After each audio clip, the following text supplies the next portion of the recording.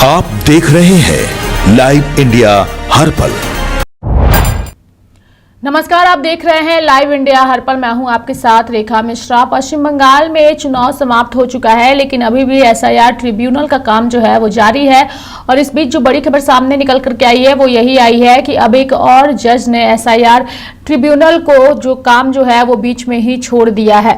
यानी कि जज ने छोड़ी है एसआईआर ट्रिब्यूनल। दरअसल मतदान बंगाल में समाप्त हो चुका है, फिर भी एसआईआर ट्रिब्यूनल का काम लगातार जारी है। ट्रिब्यूनल लगभग 27 लाख मामलों का निपटारा करने में लगा हुआ है। कई मामलों का निपटारा हो चुका है। अब एक और सेवानिवृत्त न्यायाधीश ने ट्रिब्यूनल से इस्तीफा दे दिया है। सेवानिवृत्त न्यायाधीश रंजीत कुमार बाघ ने बीमारी के कारण इस्तीफा दिया है। इससे पहले भी हुआ है इस्तीफा, यानी कि इससे पहले मई में कलकत्ता उच्च न्यायालय के पूर्व मुख्य न्यायाधीश टीएस शिवज्ञानम ने इस न्यायाधिकरण से इस्तीफा दे दिया था। अब सेवानिवृत्त न्यायमूर्ति बाघ जो हैं उन्होंने भी यह निर्णय लिया है। सर्वोच्च न्यायालय के आदेश पर उच्च न्यायालय के तत्कालीन मुख्य न्यायाधीश सुजॉय पॉल ने सेवानिवृत्त न्यायाधीशों का एक न्यायाधिकरण गठित जो है वो किया था, और यह न्यायाधिकरण सर्वोच्च न्यायालय के आदेशों के अनुसार कार्य कर रहा था।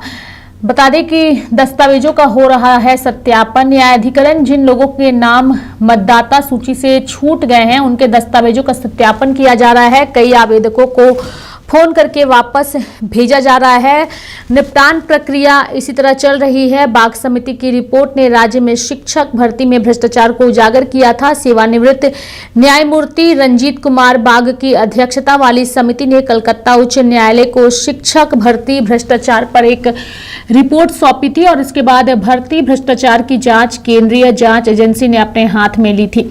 एसआईआर ट्रिब्यूनल की अगर हम बात करें तो सर्वोच्च न्यायालय के आदेश पर तत्कालीन उच्च न्यायालय के मुख्य न्यायाधीश सुजॉय पॉल द्वारा सेवानिवृत्त न्यायाधीश का एक ट्रिब्यूनल गठित किया गया था। ट्रिब्यूनल सर्वोच्च न्यायालय के आदेशों के अनुसार कार्य कर रहा है। मतदाता सूची से जिनके नाम छूट गए हैं उनके दस्तावेजों का सत्यापन किया जा रहा है, लेकिन इस प्रक्रिया के बीच में एक और जज जो है इस कार्य से खुद को उन्होंने अलग कर लिया है, जो इस वक्त की बड़ी खबर है। दरअसल मतदान बंगाल में समाप्त हो चुका है और फिर भी एसआईआर ट्रिब्यूनल का काम लगातार जारी है। ट्रिब्यूनल लगभग 27 लाख मामलों का निपटारा करने में लगा हुआ है। कई मामलों का निपटारा हो चुका है और कई मामले अभी भी जो है वो निपटारे को बचे हुए हैं। अब एक और सेवानिवृत्त न्यायाधीश ने ट्रिब्यूनल से इस्तीफा दे दिया है। सेवानिवृत्त न्यायाधीश रंजीत कुमार बाघ ने बीमारी के कारण इस ट्रिब्यूनल से इस्तीफा दिया है। इससे पहले मई में कलकत्ता उच्च न्यायालय के पूर्व मुख्य न्यायाधीश टीएस शिवज्ञानम ने इस न्यायाधिकरण से इस्तीफा दे दिया था। अब सेवानिवृत्त न्यायमूर्ति बाघ ने भी यही निर्णय लिया है। सर्वोच्च न्यायालय के आदेश पर उच्च न्यायालय के अगर हम बात करें तो उच्च न्यायालय के तत्कालीन मुख्य न्यायाधीश सुजॉय पॉल ने सेवानिवृत्त न्यायाधीशों का एक न्यायाधिकरण गठित किया था, और यह न्यायाधिकरण सर्वोच्च न्यायालय के आदेशों के अनुसार कार्य कर रहा है। न्यायाधिकरण जिन लोगों के नाम मतदाता सूची से छूट गए हैं उनके दस्तावेजों का सत्यापन किया जा रहा है।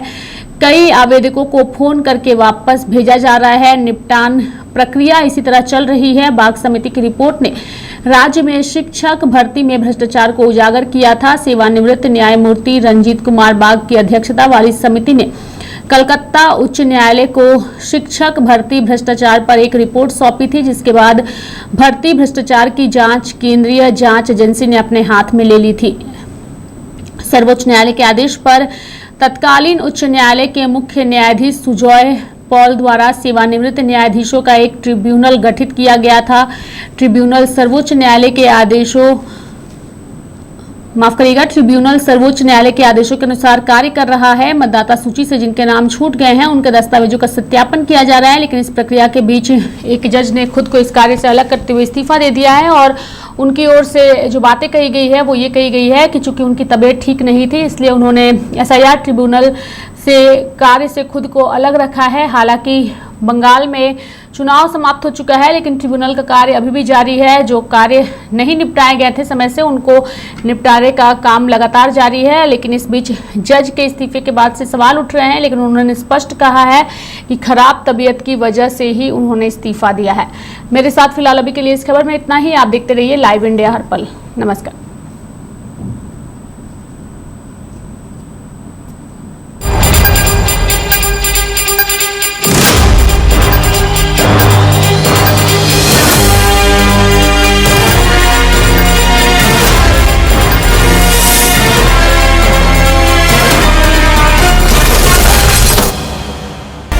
आप देख रहे हैं लाइव इंडिया हर पल।